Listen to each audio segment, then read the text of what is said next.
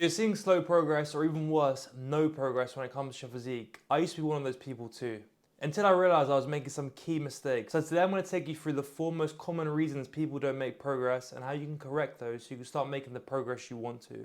So the first reason is training intensity. But what do I mean by that? People just don't train hard enough nowadays. But what is hard enough? So if you've been training for 1 to 3 years, you need to be doing 15 to 20 sets per week for your major muscle groups, so back, legs, chest, shoulders, and then 9 to 12 sets per week for your smaller muscle groups like your biceps and triceps. But if you've been training for 3 or more years, I recommend doing 20 to 25 sets a week for your major muscle groups and 12 to 15 sets for your smaller muscle groups. But it's not just about a menial number of sets. You need to be pushing yourself. You need to be progressively overloading every single week. And if you're not doing that, you're not going to be making gains. So how do you properly progressively overload? Each workout, you should be aiming to go up in either one of 2 things: weight or rep range up to 12 reps, because that's the maximum range for hypertrophy in my opinion for each exercise. So say if you're doing 60 kilograms on a bench press last workout, try and do 61 kilos, try and do 62 kilos for the same amount of reps, or if you're doing 8 reps, try and do 9. And you should be doing this every single workout, going up in one of those 2 factors. This is going to keep you consistently getting stronger, which is progressively overloading,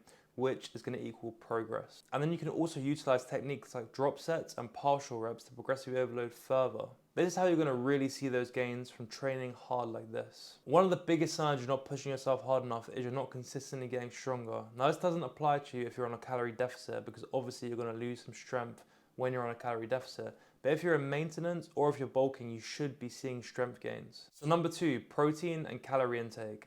If you're not eating right, it doesn't matter how hard you train in the gym, you're not going to be seeing progress. So if you're on a bulk, you can get away with eating 0.8 grams of protein per pound of body weight. But the thing is, if you're cutting, you need to be eating 1 to 1.2 grams so that your body can retain your muscle even though you're in a calorie deficit. This is really important to know. What a lot of people do is when they're on a cut, they think they can drop their protein as well because they've dropped their calories.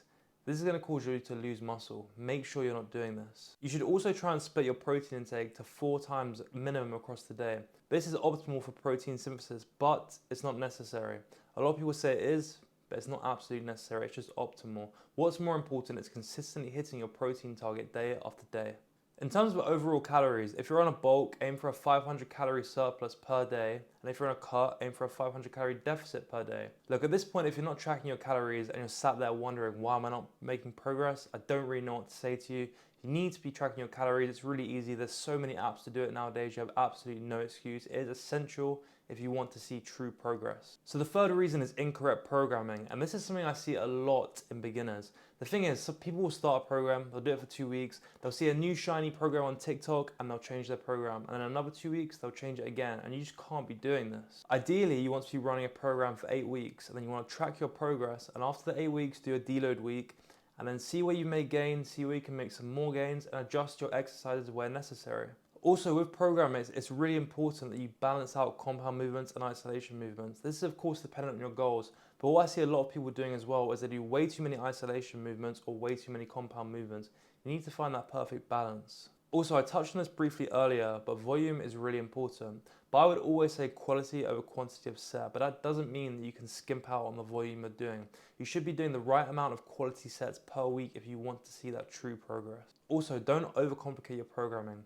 Simple programs tend to work the best. Unless you're an advanced bodybuilder, doing something specific for a sport, let's say you're specifically training for Muay Thai or MMA, you don't need to overcomplicate your programming. Just incorporate exercises that work for you and your body and you've seen help you make progress over time. If you're struggling with programming and you're not seeing progress, or if you're just sick of the generic ones online, check out the link in my description. I'm doing custom programs tailored towards your experience, your body composition, and your goals. Check it out now. And then on to rest and recovery, which is the most important thing. In the gym, you stimulate the muscle, and rest and recovery is where your body uses the protein that you eat to build muscle. You need to make sure you're getting 8 hours of sleep a night. Sleep is where muscle is built, where your body rejuvenates. You need to make sure you're optimizing your sleep, getting as much sleep as you can to an extent. Obviously, 8 to 10 hours is absolutely optimal. Also, another thing to be wary of is overtraining. Overtraining is going to kill your gains, and this mostly comes down to poor programming again. And make sure your rest days are actually rest days. Incorporate active recovery techniques like stretching, walking, yoga, etc. But actually rest, chill out, let your body recover. It needs to heal. So there you have it. Correct those mistakes and you're going to be making way more progress. Leave a like, leave a comment, and subscribe to become the best version of yourself. And also, Don't forget to check out the link in my description for a custom plan, and I'll see you in the next one.